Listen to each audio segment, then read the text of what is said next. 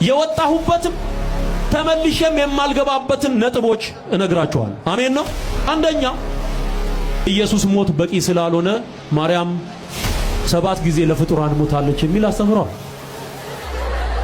በጌታ በኢየሱስ ኢየሱስ ከሞተ በኋላ ኃጢአት እየሰሩ ለሚኖሩት ሌላ ቤዛ የላቸውም። ስለዚህ ማርያም ናት የሞተችው ከዛ በኋላ ላሉት። እንዲህ አይነት ቀልድ አለ እንዴ ወንድሜ? ባለማተቦች ኮሜንት ላይ ኪሴን ለመሙላት ነፍሴን አላጣም ከተዋህዶ ጭራሽ አልወጣም እያላችሁ ቢያንስ ሁለት ጊዜ ብቻ ኮፒ ሊንክ አድርጉት። የኛ ወንጌል ለሰው ልጅ ሲል ከዙፋኑ ዝቅ ብሎ እስከ መሞት የወደደን ኢየሱስ ነው። የነሱ ግን ወንጌላቸውም ወሬያቸውም የኦርቶዶክስ ሃይማኖት ነው።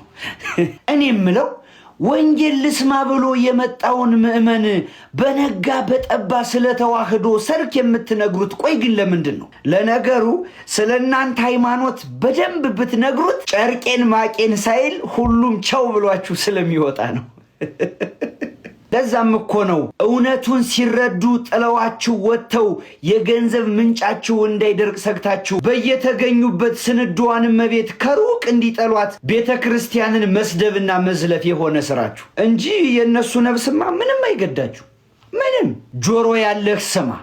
ኪሱን ለማደለብ የፈለገ ሁሉ ወደ ፈለገበት ሲመራህ ቆም በል። ያንተ ኪስ እንዲሞላ ነፍሴን አልገብርህም ብለኸው ዞር በል። ናምልጥ